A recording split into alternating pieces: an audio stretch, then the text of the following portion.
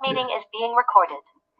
Hello, everybody. We're back with Kevin McAleer, author Kevin McAleer, to talk this week about F. Scott Fitzgerald, just in general, about his novels, short stories, and other writings as they occur to us. We've already done a session, one whole session on, first of all, on Kevin's work itself, on his literature. Then we did a session on Ernest Hemingway, just in general, all his main works. And then we've done, I believe, 6 sessions on Jack London. That took quite a bit of time, including 4 of his short story collections of the Yukon, and 1 session on his novels, and 1 session on his life, which was a great adventure in and of itself. So this week, I thought we should try to talk about F. Scott Fitzgerald, because he's yet another one of these great influential American authors. And I believe Kevin knows a thing or two about him. I don't know how much he knows about Fitzgerald. I know he loves The Great Gatsby. Kevin, start us off and tell us the significance of F. Scott Fitzgerald in American letters, in your opinion. Well, you're rolling out the heavy artillery right off the bat. He brings to American letters something that you rarely see. In American letters, you have the realist school, you have the hard-boiled school, you have the plain spoken, straight from the shoulder, Hemingway-esque school, you have the social critical school, you have a number, excuse me, Manya, we're recording. my woman, I was on a roll there. But what you don't often have in American letters is sheer unadulterated charm. Now that's a very overused word. Oh, he's charming, she's charming. But I mean charm in the sense of kind of a subdued magic, like you get in the best of classical music, like beautiful string quartets, like a Borodin string quartet, or a serenade by Joseph Suk. I was just listening to Joseph Suk, the serenade, before we came on, because I was in that mood by reading a little bit of Fitzgerald before we came on. I go, this just reminds me. Or Dvorak, his father-in-law, or any other Czech you might name, or any other Eastern European.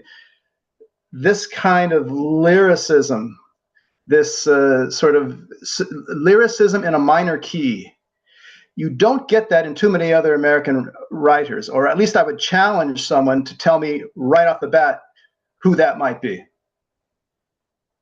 So that's my answer. That's a good answer. Writ large, which I'm very big on, I must say, in people and in art. It has to beguile. It must beguile me. And Fitzgerald does beguile you? Oh, almost with every stroke of his pen. Sometimes it doesn't all come together to make a great work of art, in my view. But by writing The Great Gatsby, he sets the bar very high for himself, I must say. So I think The Great Gatsby is the elephant in the room here. Yes. The one work you may be referencing generally here would be The Great Gatsby. I don't know what you think of his other 3 famous novels. So we have This Side of Paradise in 1920, The Beautiful and Damned in 1922, then Gatsby, I believe 1926, if I'm not mistaken. 25, spring 25. Of 1925. Okay, 25. And then you have Tender is the Night in 1935. I've been reading Tender is the Night. 34, not to be didactic. Okay, you got the exact. It's right here. His life was short enough. Let's not. What's that? His life was short enough. Let's not get his dates. I won't shorten it. And it's interesting to me. He only wrote 4 novels. We just finished Jack London. He wrote like 50. So well, he had 50 books. A lot of those were short story collections, or sociological studies, or whatever they were. But yeah, 4 novels is rather few to be known as the great American novelist. or having had written the great American novel.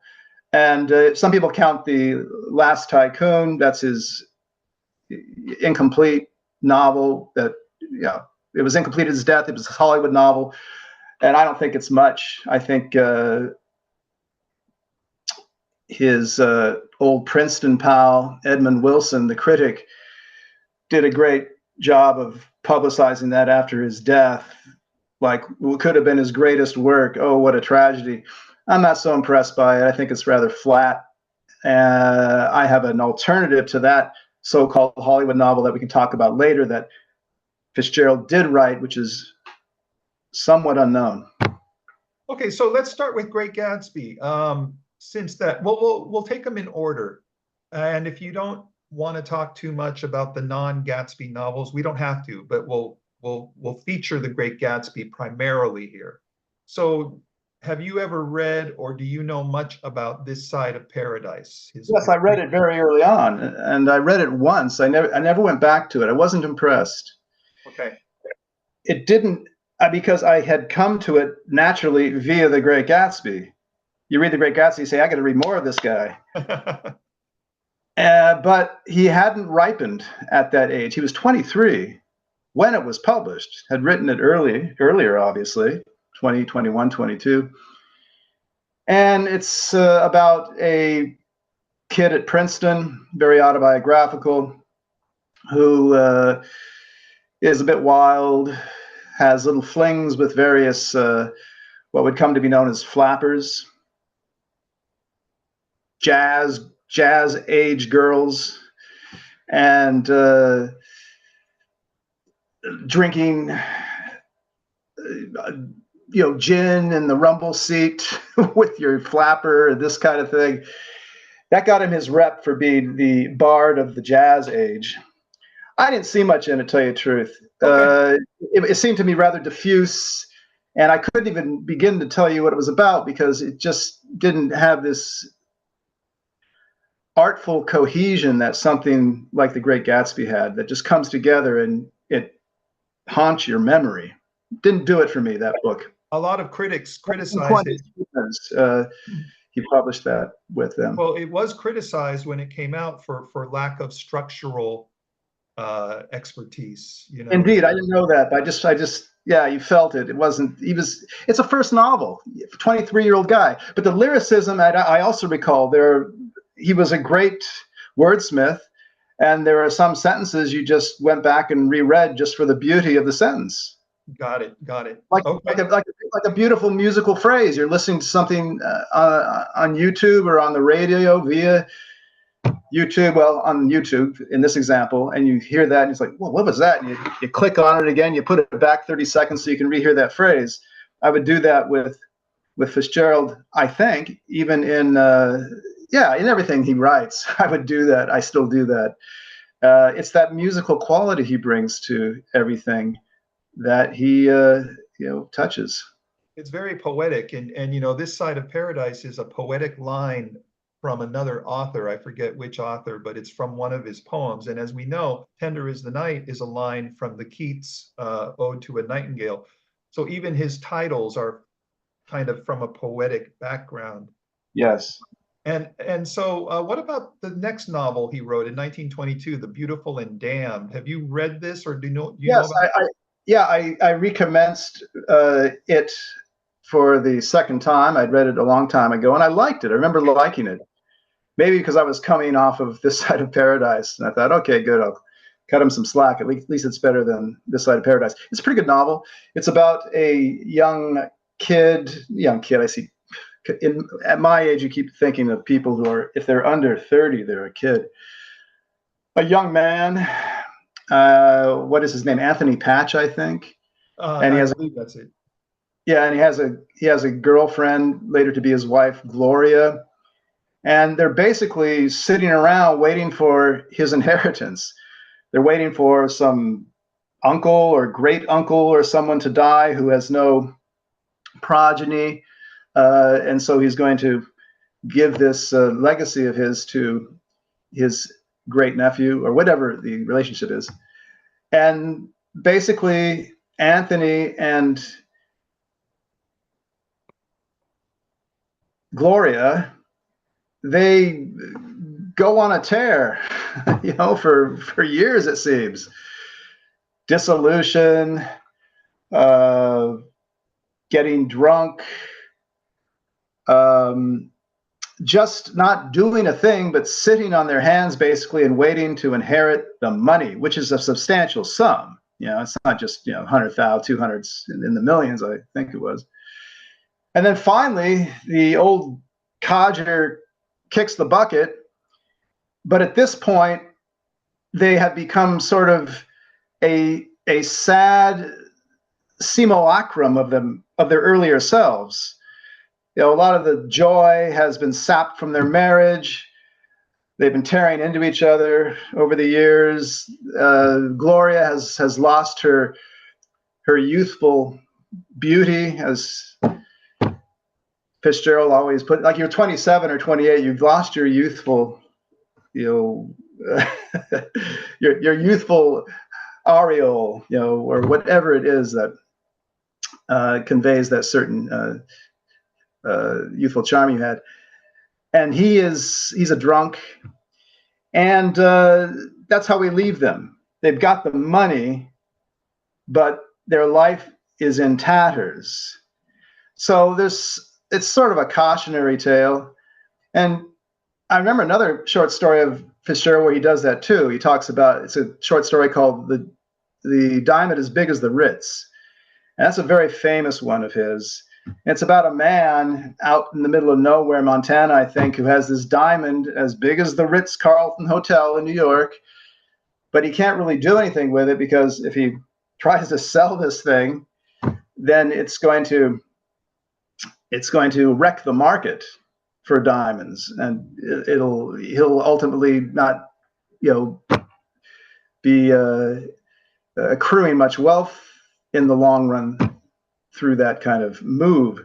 So it's a man who's got the biggest diamond in the world, but he's unhappy too, because he's always trying to protect it from people trying to come and chip pieces off it or whatever they want to do.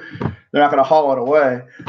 And it's just this story about how wealth in the hands of the wealthy is oftentimes a complete waste. They don't know how to be happy with it.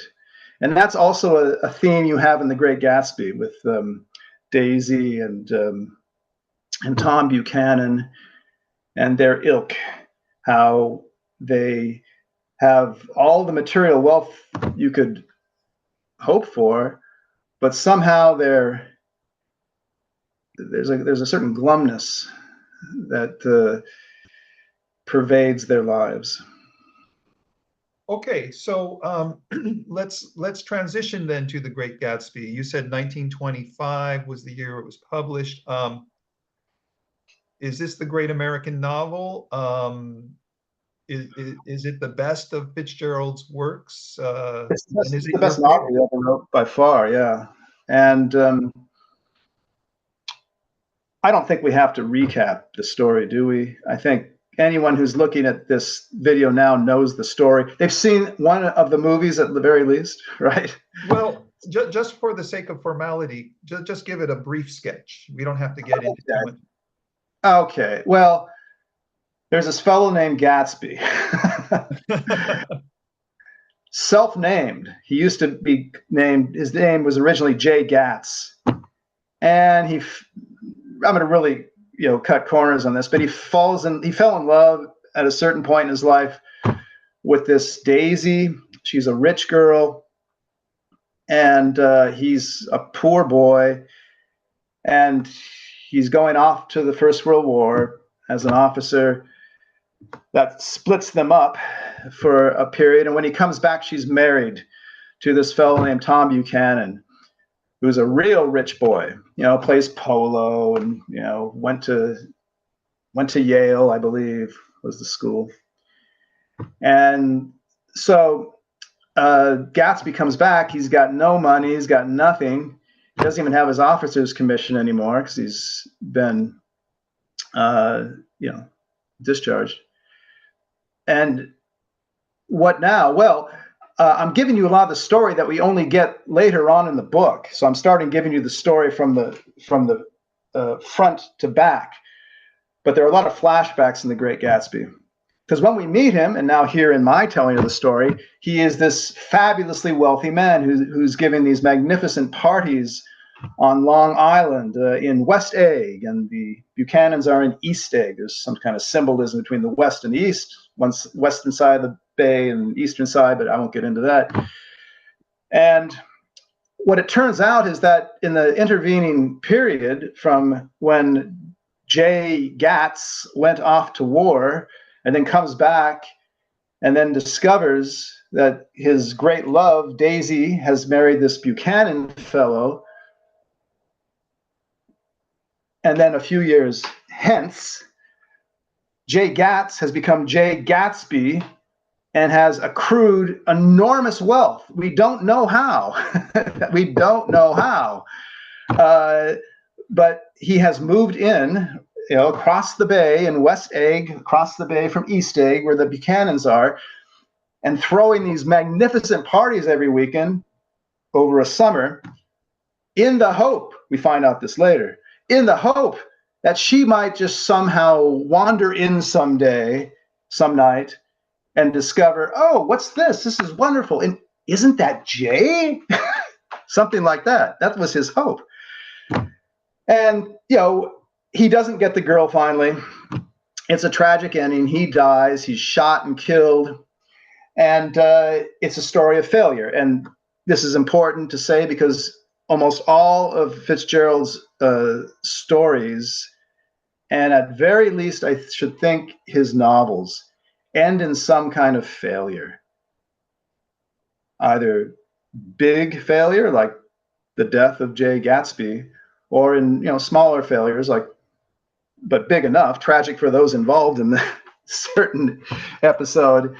Anthony and Glory and the Bad and the Beautiful. Is the Bad and the Beautiful? No. The Beautiful and Damned. Bad and the Beautiful is a movie, yeah. The Beautiful and Damned, where they have gained the world, they've gained all these riches, but they've lost their souls. Okay, and it goes on this way in his other works. And that's a big theme of his. And he, in fact, said it's no great insight of mine. He said that, yes, I'm interested in failure because he was comparing himself to Ernest Hemingway. He said, Ernest is, he's a winner. He's all about triumphing over the trials and vicissitudes. I'm interested actually more in the downside. I'm more interested in how one reacts to not the challenges of life, but the fact that you have failed. It's done. It's a done deed, right? And you have failed to meet the challenges that life has thrown at you. Now what? And that's I find interesting about Fitzgerald. So in that sense, it's not an great American novel at all, because the American's all about winning, looking into the future and not trying to recapture the past like Jay Gatsby is. And is warned by his, who's the narrator of the book, Nick Carraway, that you can't recreate the past. And Jay Gatsby says, because he wants to win back Daisy, just roll back the years. And Nick says, you can't recapture the past. He says, well, and Jake says, of course you can. It's a great moment in the book. He says, of course you can. Are you crazy? What are you talking about? Kind of laughs it off. Of course. So it's very American in that sense that you can not only create yourself, but you can recreate the past. And this is emblematic. What is emblematic of that is how he shrugs off his old name. He changes it, at least. It's Jay Gatsby. Sounds more, more magnificent. And you can't imagine the title of the book being The Great Gats. Well, maybe you could. It doesn't sound bad. The Great Gats. Why not? Anyway, so that's a rather long-winded summary, but that's what it's all about. It's about failure. It's about trying to it's trying to impose this platonic idealism on a contingent and cruel and a very unpredictable world. And insofar, that's sort of American. That we're always we're a can-do nation, no matter what. Of course I can. Of course I can recreate the past. But as he says in the final lines of the book, so we beat on boats against the current, driven ceaselessly into the past. I think that's what it is. That Americans, you can't completely cut yourself off from your roots. You can't completely bury your past. It's going to catch up with you at some point, and you have to take cognizance of that and not just try to wish it away. All right, good description. So, and I think what's maybe good at this point is, okay, it's a very well structured, very artful book. I mean, it's a short novel. I mean, your basic edition of Great Gatsby, it comes under 200 pages, and I like short novels. And it's very tightly constructed. But here I'll give you a sample of that beautiful prose I'm talking about, right? I'm saying how lyrical it is, how poetic, how musical. Well, let's give you an example of that Keatsian prose. And he loved John Keats, by the way. So here we go, just a short paragraph. This is a description of Jay Gatz when he's a young man, beating his way along the shore of Lake Superior as a clam digger and a salmon fisher, and dreaming of his great future. His heart was in a constant turbulent riot. The most grotesque and fantastic conceits haunted him in his bed at night. A universe of ineffable gaudiness spun itself out in his brain while the clock ticked on the washstand and the moon soaked with wet light his tangled clothes upon the floor. Each night he added to the pattern of his fancies until drowsiness closed down upon some vivid scene with an oblivious embrace. For a while, these reveries provided an outlet for his imagination. They were a satisfactory hint of the unreality of reality, a promise that the rock of the world was founded securely on a fairy's wing. Wow. That's Fitzgerald, and that's the Fitzgerald I think most people have learned to love. And it also illustrates this great Platonic idealist, Jay Gatz. And it's a very autobiographical novel, too, in the sense that the protagonist is trying to win back a girl who has thrown him over, as it were. A lot of people have said they feel this is the great American novel. You said that may be true, but there's a little bit of a caveat with that, in that it's not a novel of success, it's a novel of failure. Do you still think, despite that orientation of it, it still might qualify as a great American novel? Or are there others that you... Well, yes, because it provides keen social insight into the class system of America. I mean, that's the thing that, did I say that earlier? But I meant to say it. That's what makes Fitzgerald unique. Not only his charm, this Keatsian charm, but he combines that with the keen, cutting social insight of a Sinclair Lewis, who was his exact contemporary in the 20s, writing. Yes. And that's what makes him so original, I think, Mr. Fitzgerald. Not only his great charm, I'm going to just say it and say it again, because that's the best word to describe his poetic prose, but combined with this very sober vision of what's going on at a class social level in America or among Americans outside of America, which I think brings us now to Tender is the Night. That's right.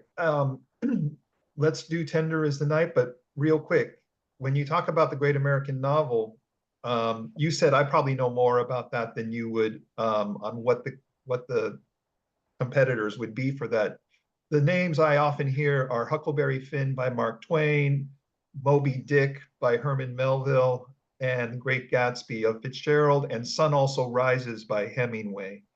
Those are four of the big heavy hitters in that debate. And I guess we don't have to sort. Well, Yeah. they're great novels, but are they the great American novel? And I would argue, particularly because I love The Sun Also Rises, not as much as The Great Gatsby.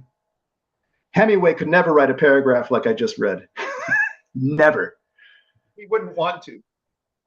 I think he would. I think he did admire. I think he did admire The Great Gatsby.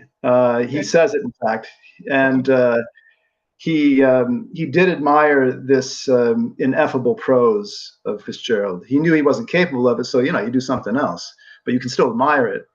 Those are all great novels. The only of those four you mentioned, because The Sun Also Rises, it takes place in France and Spain. And two of the main characters are Brits, right? Mike and Brett, Mike Campbell and Lady Brett Ashley. So I don't think so. It's not a great American novel. Huckleberry Finn would be the competitor, is what I would say, just to narrow it down. Okay. Because when you're out and about, it's everything, under the sun. It's such a cosmic novel. So, but Great Gatsby and Huckleberry Finn, yeah, we could have a little runoff with those two, but we don't have time to talk about that. But I love Huckleberry Finn too, obviously. What about Moby Dick? Would that be a competitor? Well, like I said, it's more of a cosmic novel. It takes place. Yeah. It only takes place in America in the first couple chapters in Nantucket. Got it. And yeah. So I don't think you could classify that. And although I love Moby Dick as well, I'm not a Philistine here, folks. But we're talking about the great American novel, and I think if you're going to narrow it down, The Great Gatsby versus Huckleberry Finn, that would be the two guys you have in the final. Okay, and I'd like to put in two more names of books that I've been reading lately, and I've only gotten through them part way, but I'd like to throw in the possible title of Main Street by Sinclair Lewis and An American Tragedy by Theodore Dreiser. Okay, neither of which I have read. You see my shortcomings. I have read Babbitt, and I've read Dodsworth, but I haven't read Main Street for whatever reason. And I've only read part of them, but they seem rather compelling and very American. Okay. More American than Main Street, and you don't get more American than something called An American Tragedy. I would love to do a class on or a discussion on Sinclair Lewis and Theodore Dreiser. Why not? Even if you haven't read them yet, maybe you could at some point.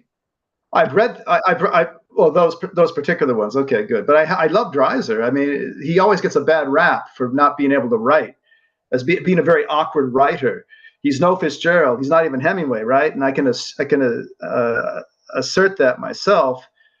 I read Sister Carrie a couple of years ago, and the fact that maybe he's not the great prose stylist, it didn't matter because he tells a great tale. It doesn't matter. It doesn't matter that you stop in the middle of the book and say, "Oh, I got to reread that. That's beautiful." Because you're plunging on to the next page, right? Right. He's a great teller of tales, at least judging from Sister Carrie, and then you would affirm also American Tragedy does the back. And two other books I'd like to throw into the competition would be Edith Wharton, Age of Innocence, and House of Mirth. Those might be some of the. I'd like to one day take 10 novels as the finalist and go through them one by one. that would be for another time. That will be for another time. Yeah. Okay. You did mention that after Great Gatsby. Sister Carrie would be a definite nominee. It's about a woman trying to make her way through turn of the century America with all the hurdles put up against women trying to make their way in the world if they just don't want to be a secretary or in some other subordinate position. And yeah, big city life in America, and how it can make you or break you. Anyway, go on. Okay, very, very good. Okay, so the next novel that Fitzgerald publishes is Tender is the Night, 1935. Do you have anything to say about that novel, Kevin? Okay, I'll just correct you one more time, Tim, not to be an idiot about it, but 1934, right? Oh, I apologize. Yeah, right. No, no apologies required. It's just it took him long enough to get it out. Let's not add another year to that. Okay. I stand corrected. Because it took him 9 years to get it out. And you know why? Maybe we can bring some autobiography in here. Well, he was constantly writing short stories to support his and Zelda's lifestyle. Zelda was his wife. Maybe we didn't mention that. I think most of us know that. Zelda, he married her in 1920, the very year he published his first novel, The Side of Paradise. And she had very lavish demands, and his were a close second. They were living on the Riviera in Paris and Rome, New York. He had to keep writing because that was their only income, and selling these stories at magnificent prices to, like, the Saturday Evening Post, I think, was one of his prime customers, and among others. And he was striking while the iron was hot, because he was a hot commodity after the Side of Paradise came out. So he just cranked out all kinds of stories, stories of the Jazz Age, and stories like what is it? Bernice bobs her hair, and the Diamond Big as a Ritz, and things like this. So he was busy, one might argue, squandering his talents on these short stories that he was tailoring to the Slicks. The Slicks are these slick magazines, right? Sort of middle of the road, middle America, but they paid very well. So he was able to live on Rive Droite, near the Arc de Triomphe in Paris, very luxurious apartment they had. Hemingway describes, because Hemingway had been in Paris since 1921. And Hemingway describes when they came 24, I think he first hooked up at Fitzgerald in 1925, going to this apartment, and just, it was practically the first time Hemingway had been across the Seine from the Rive Gauche to the Rive Droite, because all the rich people lived on the Rive Droite. So all of a sudden you got this hotshot writer, F. Scott Fitzgerald. Everyone knew about him. And then the first thing he did, according to Hemingway, in his great book, A Movable Feast, about his apprentice years in Paris, apprentice years in terms of becoming a writer, Fitzgerald took him to a ledger and showed him how much money he was making with each story, dated the story, the periodical, and how much cash it brought in. And Hemingway was just agog. He's like, first of all, what a conceited son of a gun. And second of all, wow.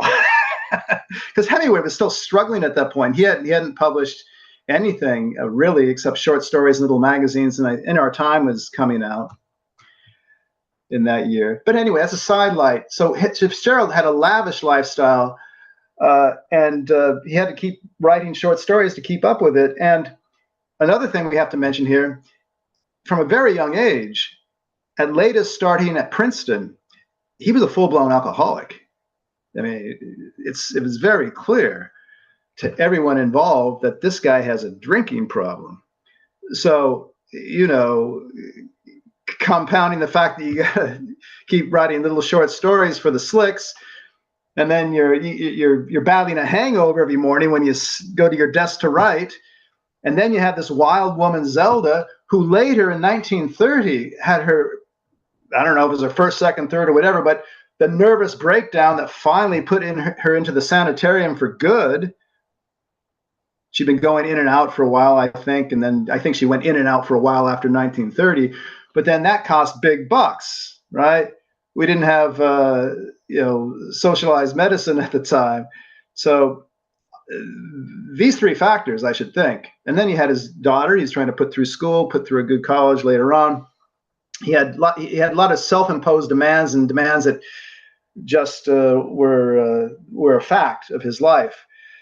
So he only got this novel out 9 years later, in 1934, after having published his third novel, in 1925, The Great Gatsby. So you can see in these early years, he was full of vim and vigor, and really wanted to prove himself. And he had published 3 novels in the space of 5 years, but then it took 9 years, and that's the reason. So, Tender is the Night. Again, I think he's sort of reverting back with this novel, in my view, that's the feeling I get from it, to the problems he had with This Side of Paradise. It's this diffuse kind of strange, kind of fragmented, at least in my memory of having read it some 3-4 years ago for the second or third time, that doesn't really congeal into this haunting memory like Gatsby, you know. And I don't know, I don't think much of it. There's beautiful writing in it, obviously, but I'm not a fan. And you? Well, I've read half of it in the last week, and it does have interesting structural aspects where you're starting off in the south of France on the beach with all these actresses and achievers and wealthy people, and they're just all interacting in random ways. And then halfway through, you suddenly go back to the beginning of where he met his beloved at a mental institution where he was a psychiatrist and she was his patient. And so he suddenly does a big old flashback to how they met, and you're seeing why these problems later on were manifested. But those problems later start at the beginning, and then halfway through he goes back to the beginning of their relationship. So it's an interesting structural book. It has, as you say, it does have a lot of lyrical writing, but it is not as tight and as clean in its narrative as The Great Gatsby. Yeah, I mean, if anyone else had maybe written Tender as the Night or The Beautiful and Damned, we probably wouldn't be talking about them today, but we wouldn't be coming down so hard on those two efforts if they had, if he had not written The Great Gatsby. That's the problem. Gatsby is the problem, actually. We're just expecting too much of him. It's a tough act to follow. Yeah. Yeah, he really he was in a zone there with The Great Gatsby that, in terms of novel writing, and with The Last Tycoon, published incomplete after his death, Can we take he never got back into it in terms of novel writing. Can we take a moment here to talk about the films that have been made from the Hemingway novels? I'm sorry, the Fitzgerald. The Great Gatsby with Robert Redford and Mia Farrow as the leads, and then you had Leonardo DiCaprio do it later on opposite. What's the woman who dated Tom Cruise or was married to him? Nicole Kidman, I believe, is in the new Gatsby version opposite Leonardo DiCaprio. I haven't seen that. Oh no, not Nicole Kidman. It's someone else. But yeah, I saw that. The material's so good, it's hard to ruin it. But one you didn't mention, which is my favorite, is that with Alan Ladd. Alan Ladd, remember Shane? Oh. Alan Ladd played Gatsby. I think it was 1949. It was a black and white film. And the thing is, and I'm not the first guy to say that. I've heard it from someone, but I forget who. But it's accurate. With the Redford depiction and the DiCaprio depiction, they're handsome guys, they're charismatic guys. You can imagine them winning someone like Daisy, Mia Farrow in the Redford case, whoever the other woman was in the DiCaprio case, and charming their way through life and all that. Okay. But what they didn't bring to the role, what Alan Ladd did, and I'll preface this by saying he had come up through the ranks as a paramount studio player, and he had made his big breakthrough in gangster roles. You get where I'm going with this? Okay. You know, kind of tough talking out of the side of your mouth. Yeah, hey, buddy, that kind of thing. And so when he's featured as Gatsby in this, I think it's 1949 film, he has this whole history of a gangster. At very least, if not in his training, which you do see, which I argue you do see in his role as Gatsby, but among the viewing public, right? And this is Gatsby's past. These are these 4 or 5 intervening years from when he comes back from the war and then gets to West Egg and builds his Norman replica castle to impress Daisy. In these intervening years, he's basically a gangster. He's a bootlegger. He's getting together with the likes of Meyer Wolfsheim, who's a great character, by the way. You know, hey kid, you need a connection. You need a connection, says the Nick, right? He's this Jewish gangster who apparently, in the book, he fixed the 1919 Black Sox scandal. He fixed the World Series. There's another guy who did that. I guess it's based on him. And he's a bootlegger. So you don't get this tough gangster quality in DiCaprio or Redford. You get it with Alan Ladd. Oh, Okay? Okay. Long way of saying it, but I had to set it up. Because Alan Ladd, you know, he's not a very prepossessing guy, you know, is kind of diminutive, actually, plays shame, but he can play a hard guy, he can play a tough guy. And yeah, that's why I prefer that version of the film, which almost no one knows about. What about The Tender Is the Night, starring Jennifer Jones and Jason Robards? Have you seen that one? No, haven't seen it. Interesting film. Okay. Jennifer Jones going mad eventually. There is an interesting narrative. I would recommend you check it out. I think I don't remember the whole thing. I remember the opening most of all, and the first 30 minutes to 40 minutes of it, when she first starts having her outbreak of madness. Very intriguing to see Jennifer Jones, you know, starting to descend into mental issues. And I would check. What do you think of Jason Robards? Are you a fan of him as an actor? Sure. Yeah. Oh, yeah. Long Day's Journey into Night. Yeah, I like him, but I haven't seen the film, Tim, so I really can't comment on it. Okay. Are there any other films based on Fitzgerald that we haven't mentioned? There's the Benjamin Button film. Didn't Fitzgerald do a short story, Benjamin Button? Yeah. I never saw the film. Have you it's kind of a novelty piece he did, I think, in 1922. Yeah, no, I haven't seen the film either. No. You know what I'd like to do, Tim, if you don't mind. I have sort of mentally prepared myself for something I want to talk about at some length. Go for it.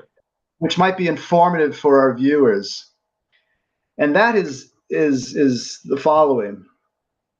After 1934, Fitzgerald didn't publish another novel. He died in 1940 of a heart attack. Died at 44 in Los Angeles. From, I think, 1937, at least until his death, he lived in Los Angeles primarily as a screenwriter. And he was at MGM, I know. He was at Universal, at least 2 of the studios. And he was, it's the classic story, you know, a writer of great literature is prostituting his talents for filthy lucre, right? But he needed money because he wasn't as popular as he had been in the 1920s. His star had faded. And so he was continuing to write short stories and essays. And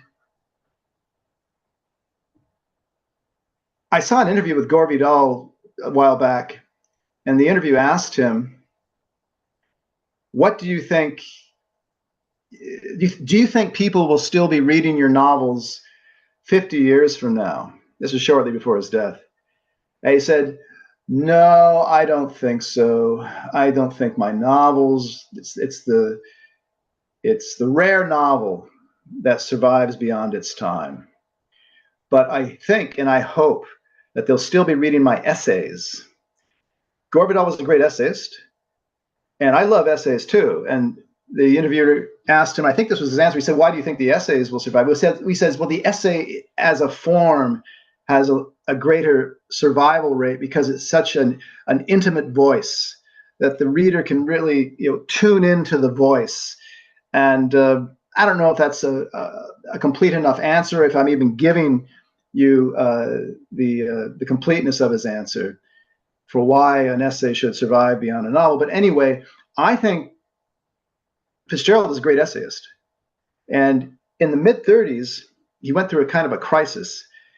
And he wrote a series of essays called The Crack-Up. Have you heard of this? It's called The Crack-Up. Yep. Yeah.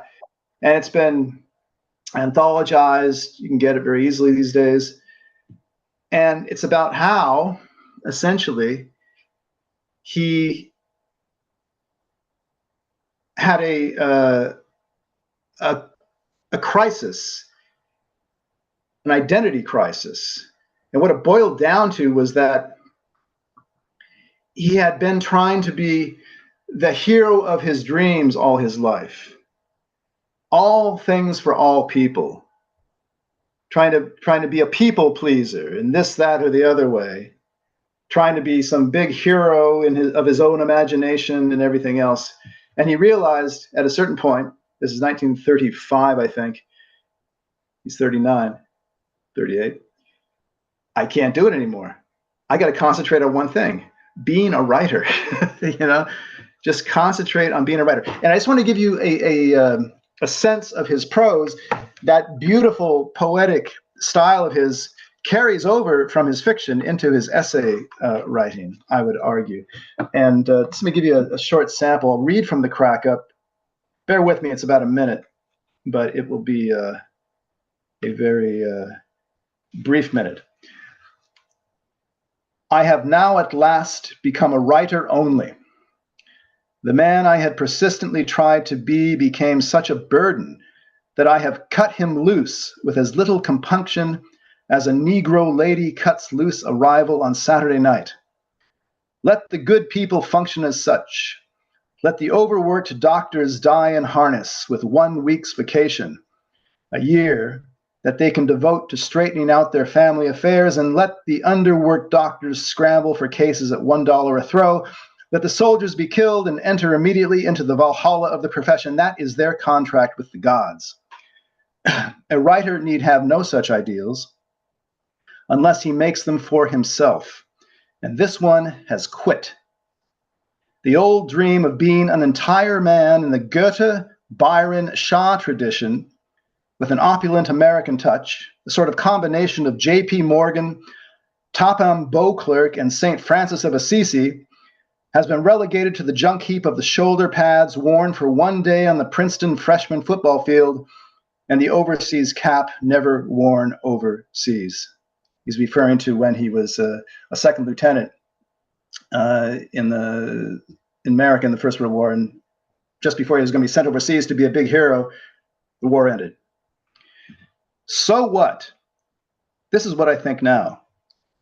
That the natural state of the sentient adult is a qualified unhappiness. I think also that in an adult, the desire to be finer in grain than you are, a constant striving, as those people say who gain their bread by saying it, only adds to this unhappiness in the end. That end that comes to our youth and hope. My own happiness in the past often approached such an ecstasy that I could not share it even with the person dearest to me, but had to walk it away in quiet streets and lanes with only fragments of it to distill into little lines in books. And I think that my happiness, or talent for self-delusion, or what you will, was an exception. It was not the natural thing, but the unnatural as the boom, and my recent experience parallels the wave of despair that swept the nation when the boom was over, 1929, the stock market crash. Now, is that not beautiful prose? And does not he bring a very sober-minded approach to this exquisite expression? I love his essays. That's just an example from the crack up. And he wrote many others. Not a great many, but enough that we can remember him for them. My Lost City, about New York. Wrote a little eulogy to Ring Lardner, who died young of alcoholism. Early Success, that's another great one. He looks back on his early success and what it did to him. Anyway, that is my argument for Fitzgerald as a great essayist. My other argument for Fitzgerald is as a great Hollywood novelist. Now, we don't have his novel,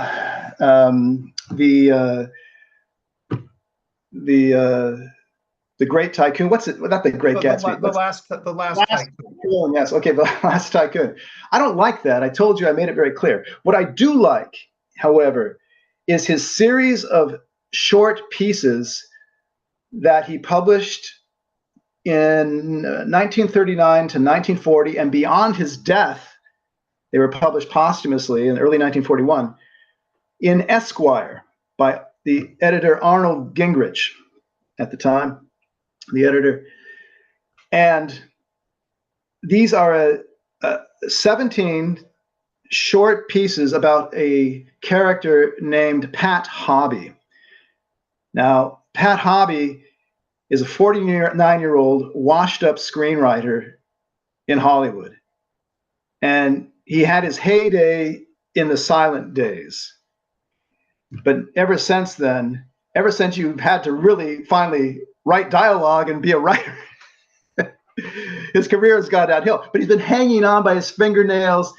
And, you know, he's got kind of a drinking problem. He likes to go to the horse races, so he's squandering his money. And he's trying to get a job here and there. He's a pathetic character, but he's got a certain spirit that, you know, keeps him buoyed. You know, he's still in there punching. It's pathetic, but he's still in there punching. It's very comical.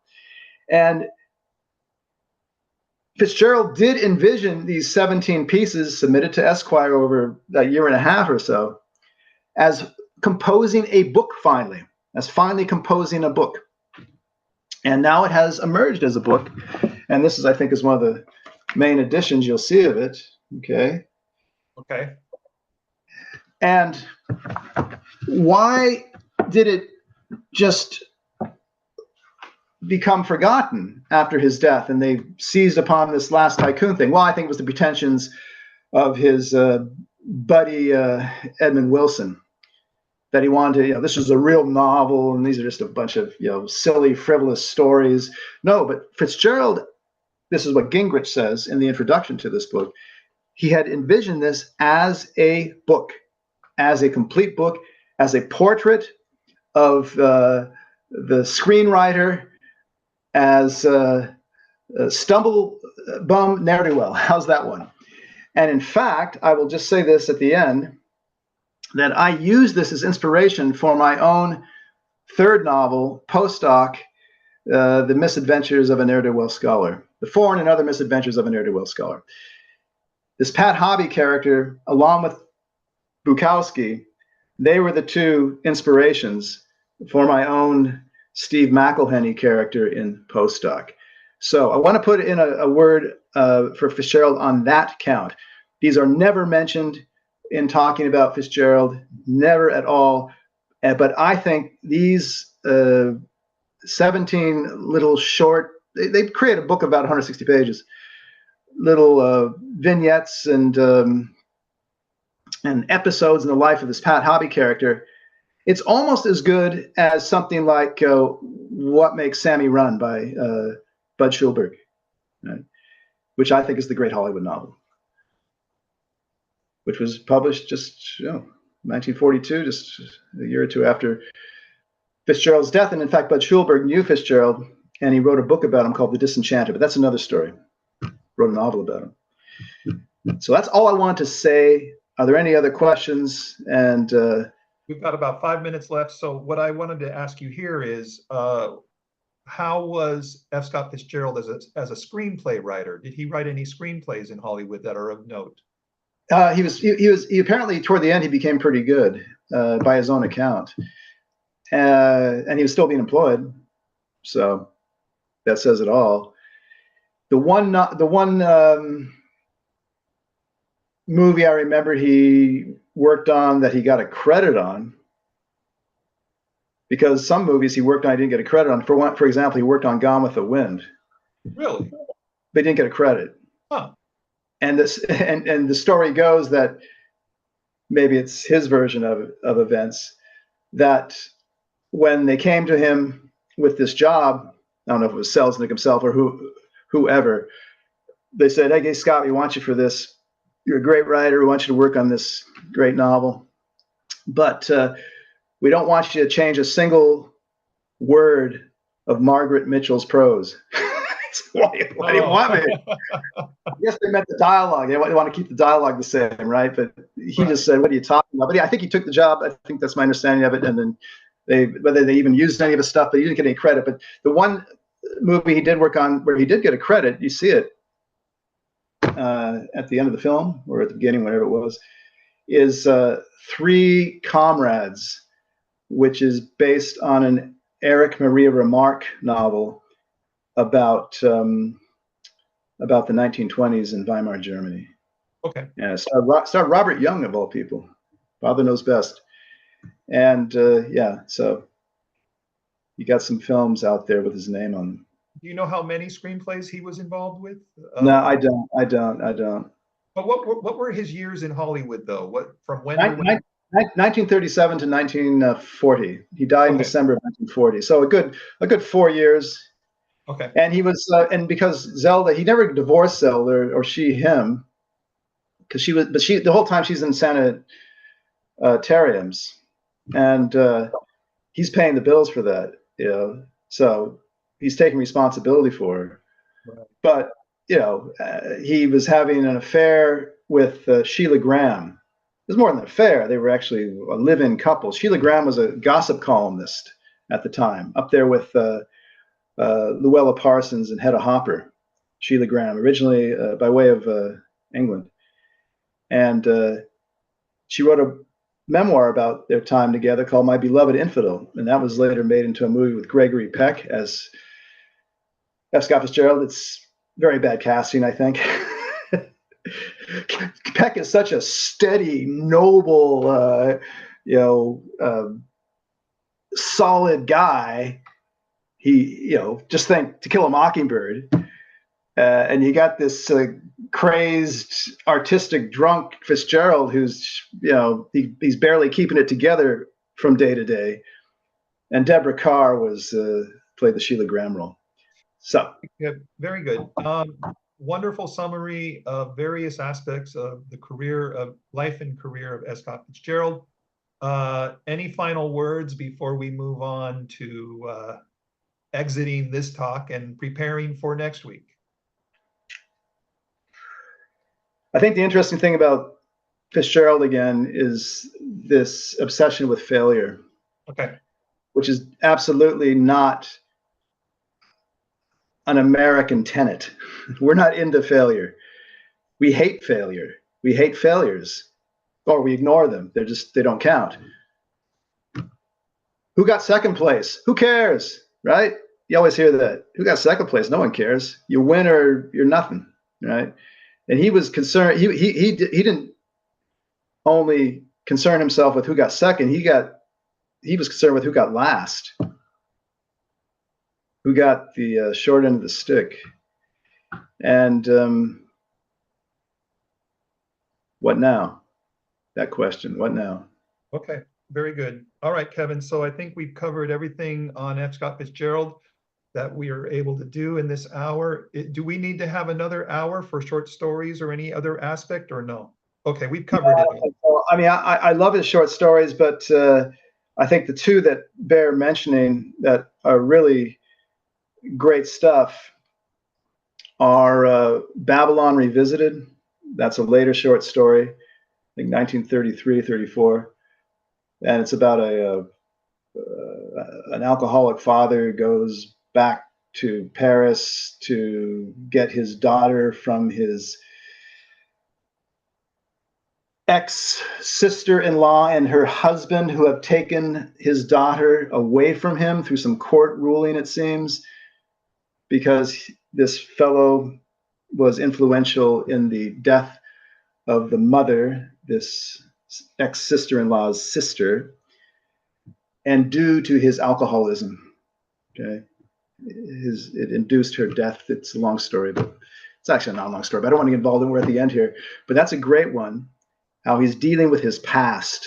He's trying to figure it out and trying to mend his ways and show these people who have every reason to hate him that he has indeed changed his ways and that he deserves to be the father of this daughter, an on-site father of this daughter.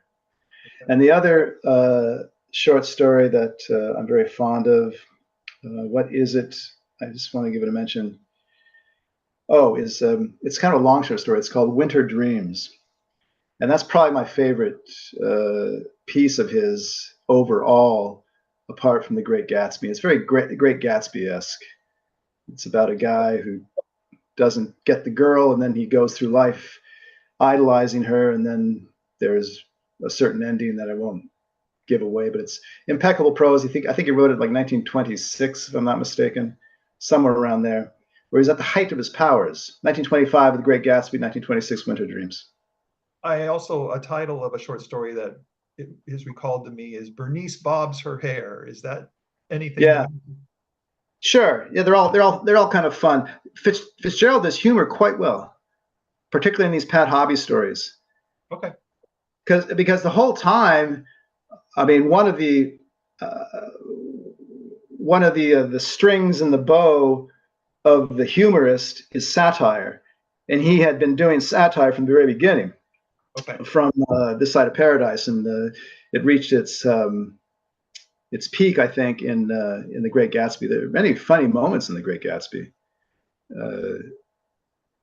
All right, my friend. So we're finished with S. Scott Fitzgerald. We're going to move on to another of your favorite writers, Raymond Chandler, next week. So let's get ready.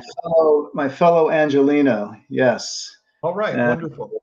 The most underrated American writer of the 20th century. He's not just a detective writer, folks, and we'll explain why. All right, everybody, stay tuned for this exciting discussion next week on Raymond Chandler. Thanks again, and we'll see you in 7 days. See you then. Bye-bye. Bye.